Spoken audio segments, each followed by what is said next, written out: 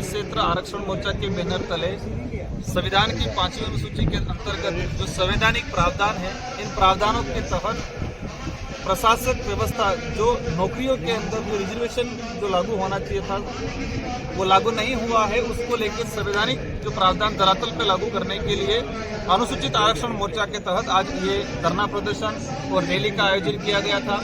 आज वर्तमान में डबल इंजन की सरकार है, लेकिन शेड्यूल एरिया के संवैधानिक जो प्रावधान है उनको धरातल पे लागू नहीं किया जा रहा है। बीच में सुप्रीम कोर्ट का जो जजमेंट आया था, वो उस जजमेंट अगर सरकार जो चाहती है तो हम कह रहे हैं कि एरिया के हिसाब से डिवाइडेशन किया जाए रिजर्वेशन का।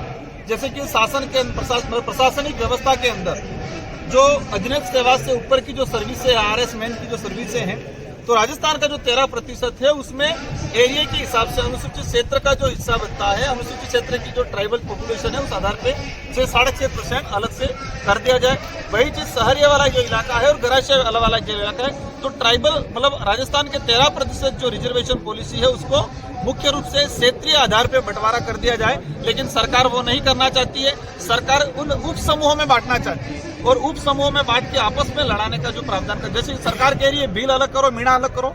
अब यहाँ पर जो बांसवाड़ा, यहाँ पर जो खेरवाड़ा का जो मीणा लगा रहा है, जो बिल है, लेकिन रिकॉर्ड में मीणा लगा रहा है। अगर बिल मीणा के आधार पर बंटवारा होता है तो खेरवाड़ा वाला आदिवासी जो बिल है वास्तविक, लेकिन रिकॉर्ड में इसका मीणा है, वो कहाँ जाएगा? तो इन सारी चीजों में सरकार समाधान नहीं चाहती है, उलझाना चाहती है। तो आज अनुसूचित क्षेत्र आरक्षण मोर्चा के बैनर तले संवैधानिक प्रावधानों को रिजर्वेशन का हो, यहाँ पर लैंड को लेके इश्यू आ रहा है लंबे समय से। जो आदिवासी आजादी से पहले जिस जमीन पे मकान बना के बैठा है, उस जमीन को आज भी पट्टा नहीं मिल पाया। तो ऐसे इन समस्त मुद्दों को लेके आज आरक्षण मोर्चा के बैनर तले ज्ञापन कार्यक्रम सफल आयोजन किया गया। पूरे जिले के सामाजिक पदाधिकारी आए हैं और ये एक सांकेतिक जिला स्तर पे कार्यक्रम हो रहे हैं और जैसे जैसे क्रमबद्ध तरीके से सारे जिलों में कार्यक्रम किए जा रहे हैं, आने वाले समय में संभाग स्तर पे बड़ा आंदोलन किया जाएगा, सरकार को मजबूर किया जाएगा, क्योंकि सरकार की मंशा नहीं है। अगर मंशा होती आदिवासी क्षेत्र के संवैधानिक प्रावधानों को लागू करने की तो सरकार लागू कर देती, लेकिन उनकी मंशा नहीं है। अब हमारी जिम्मेदारी है सरकार को मजबूर करे और ये जो आरक्षण मोर्चा जो बनाया है वो अवश्य सरकार को मजबूर करेगा और मजबूर करने के बाद इस इलाके के अंदर संवैधानिक प्रावधानों को लागू कराने का हमारा प्रयास रहेगा।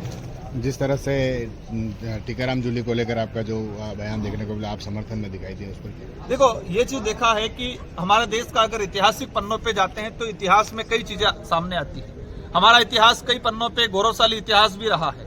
हल्दी घाटी का युद्ध देखो, महाराणा प्रताप, राणा पूजा बिल, हमारे कई सारी चीजें ऐसी है। मेवाड़ का इतिहास, इस इलाके का इतिहास देखो या देश का इतिहास देखो। इतिहास के कुछ पन्ने ऐसे भी हैं जहाँ पर जातिगत भेदभावना भी बहुत जोरदार रही है, शिक्षा से भी वंचित रखा हुआ गया है, छुआछूत भी बहुत ज्यादा हुआ है। लेकिन वो आजादी के बाद, अगर आजादी के बाद भी ये घटनाएं होती है, ये घटनाएं हो रही है, ग्रामीण इलाकों में होती है, छोटे छोटे शहरों कस्बों में होती है, लेकिन एक राजस्थान विधानसभा का प्रतिपक्ष नेता है और उस नेता के साथ वो मंदिर में दर्शन करने जाते हैं और दर्शन करके निकलते हैं, उसको गंगा जल से मतलब दोया ही नहीं, इसके बयान दिए जा रहे हैं कि वो अछूत है, वो विरोधी है, इसलिए उसको इस मंदिर को हम गंगा जल से शुद्ध करने का काम कर रहे हैं। वो आए हैं टीकाराम जी, इसके अशुद्ध हो गया है। तो इस तरह की मानसिकता भाजपा के नेताओं में अधिकतर रही है और जो वो कहे कि वो छुआछूत भेदभाव वाली, शोषण वाली जो नीति है वो भाजपा के पदाधिकारियों में रही है और वो सामने आ गई। इस चीज की हम कड़ी निंदा करते हैं और आने वाले समय में सरकार को भी कहना चाहेंगे कि ये जो आजादी से पहले जो हो रहा था, ये देश संविधान से चलेगा, ये देश ग्रंथों से नहीं चलेगा। ग्रंथों का हम सम्मान करते हैं, लेकिन वो संविधान की जगह लेना चाहे वो हम ठीक नहीं मानेंगे। ये देश संविधान के आधार पर चलेगा। इस देश के अंदर रहने वाला प्रत्येक व्यक्ति को स्वाभिमान से अपने हक से जीने का अधिकार है और छुआछूत भेदभाव वाली नीति को जो पार्टियां चला रही है, उन पार्टियों को हम आने वाले समय में राजस्थान ही नहीं पूरे देश के अंदर मात देने का काम करेंगे। आपकी अभी जो कार्यक्रम की जो पोस्ट थी मन्ना लाल जी, बीजेपी द्वारा मुस्लिमों की रक्षा के लिए किया जा रहा है, हिंदू और RSS विरोधी हैं। देखो, इस जे वक्फ बिल का जो मामला आया उसके बाद ये चीजें उनके अंदर धीरे धीरे हम ये देश है, संविधान के आधार पे चलता है। संविधान के अंदर ये प्रावधान है कि सभी धर्मों का सम्मान करना है, धर्मनिरपेक्ष हमारा देश है।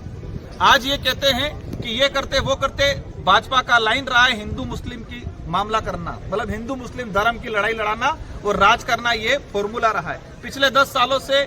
जब भी देखा गया है, जब रोजगार की बात आई, शिक्षा की बात आई, जब भी बेरोजगारी की बात आई, जब भी कुपोषण की बात आई, भाजपा उनका एजेंडा है कि धर्म के एजेंडे पे ला जाके गुमराह कर दो हम इस क्षेत्र के अंदर, मैंने आज मंच से भी कहा है, हमें किसी से लड़ाई नहीं है, हमारे हक की लड़ाई है। और उस हक की लड़ाई में जो आड़ा आता है, जो विरोध करता है, जो व्यक्ति शोषण अत्याचार की नीति रखता है, उससे लड़ाई है हमारी।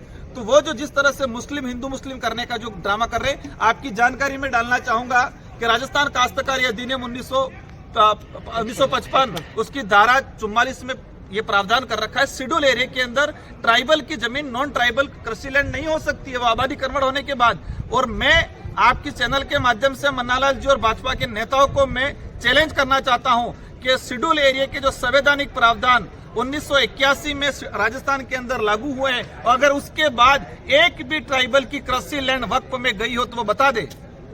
1981 के बाद ये माहौल बनाया जा रहा है। वक्फ की जो जमीन है, वो वक्फ की जमीन अधिकतर सीलिंग एक्ट के दौरान 1975 के अंदर सीलिंग एक्ट के दौरान तत्कालीन जो लोग थे, उससे पहले जो राज करने वाले रजवाड़े थे, उन्होंने दान दिए वो जमीनें। उसकी हिस्ट्री निकालो। मैं कहना चाहूंगा डूंगरपुर बांसवाड़ा अनुसूचित क्षेत्र के अंदर कितनी वक्फ की जमीन है, वो जमीन कब गई, कब दी, उसका खुलासा होना चाहिए। हम उनको कह रहे हैं, हम अवश्य आने वाले समय में हम खुलासा करेंगे कि वक्फ की जमीन कब कब किसने दी दान और किसने ली और किसकी जमीन है। ये हिंदू मुस्लिम का माहौल बढ़ाने का इनका तरीका है, आम जनता को गुमराह करने का तरीका है, धर्म की चटनी चटा के लोगों को संतुष्ट करने की उनकी नीति है और राज करना उनका उद्देश्य है। बिल को आप किस तरह से देखते हैं विधेयक को? इस बिल का जो हमने बेहतर तरीके से इसको पढ़ा है, इस बिल में अवश्य ये कहा जाए कि कुछ चीजें अच्छी थी, लेकिन अधिकतम चीजें गलत थी।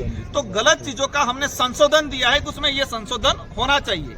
आज जिस तरह से मुस्लिम का जो वक्फ बिल को लेके कल उठा के ट्राइबल के जो देवस्थान है उनको छीना जाएगा, कल उठा के दूसरी कम्युनिटी को मुस्लिम धर्म का जो आप अध्यक्ष बना देंगे और मुस्लिम को कहेंगे कि हिंदू धर्म के जो ट्रस्ट है उनमें आप अध्यक्ष बन जाओ कि क्या क्या करना चाह रही है। इस तरह के जो अनलीगल जो प्रावधान थे, उन प्रावधानों का हमने विरोध किया है। मैं जहां तक समझा हूं इस बिल को और इस सरकार को कि वो यही है कि सिर्फ जो नासमझ हिंदू समाज के लोग हैं उनको खुश करने का तरीका है। आपने सोशल मीडिया पे देखा होगा, मुस्लिम समुदाय के लिए लाया गया है, तो जितना मुस्लिम नाराज नहीं है, इससे ज्यादा हिंदुओं को खुश किया जा रहा है। क्या ये हमारा भारत देश है? जितना मुस्लिम नाराज नहीं है इस बिल से, इससे ज्यादा हिंदू धर्म के जो आम जनता है उसको खुश किया जा रहा है। क्या मिल रहा है उनको? मतलब यही है कि हिंदू मुस्लिम का माहौल बढ़ाओ और देश में राज करो। बेरोजगारी, शिक्षा, ये इन चीजों पे बात ही मत करो, ये एजेंडा है उनका। आज किसी भी व्यक्ति, मेरा विरोधी भी है, अगर उसके साथ अन्याय होता है तो मुझे खुश नहीं होना चाहिए। और कोई भी धर्म ये नहीं सिखाता है कि किसी दूसरे धर्म के व्यक्ति को प्रताड़ित करो, उसके साथ अन्याय करो, तुम खुश हो, ये कोई धर्म नहीं सिखाता है। और मैं जहां तक समझा हूं, हिंदू धर्म के भी जो ग्रंथ है, उन ग्रंथों में भी ऐसी चीजें कुछ ग्रंथों में लिखा हुआ है। लेकिन मैं जहां तक समझता हूं कि कोई भी धर्म अगर किसी अन्य व्यक्ति को प्रताड़ित करने में खुशी महसूस कराना का कहता है अपने धार्मिक लोगों को, तो मेरे हिसाब से वो धर्म नहीं है, वो धंधा हो सकता है। और आज वर्तमान में वही हो रहा है। राहुल गांधी साहब की मुलाकात हुई, क्या विशेष रहा? मेरे सारे नेताओं से मुलाकात हुई, मेरी मोदी जी से भी मुलाकात हुई है, सत्ता पक्ष के विपक्ष के सारे नेताओं से मुलाकात हुई है। शेड्यूल एरिया के इस इलाके के जो संवैधानिक प्रावधान है, इस इलाकों में बेरोजगारी को लेके, इस इलाकों में कृषि सिंचाई सुविधा, पेयजल को लेके, इस इलाकों में अच्छा बेहतर एजुकेशन को लेके मैंने प्रपोजल दिए हैं सरकार को। और मैं जहां तक समझता हूं, भले मैं विरोध में हूं, आज विपक्ष में हूं, लेकिन मेरी कोशिश रहेगी कि जो वाजिब मुद्दे दिए हैं उन मुद्दों पर जोर लगा के उनसे काम कराए जाएंगे और कराएंगे अवश्य इस इलाके के अंदर। ऐसा नहीं है कि किसी नेता से मुलाकात करना गलत नहीं है। मेरी जो भावना है और मेरे जो उद्देश्य है और मेरी पार्टी के जो उद्देश्य है, उन उद्देश्यों को सरकार के सामने रखना मेरा उद्देश्य है।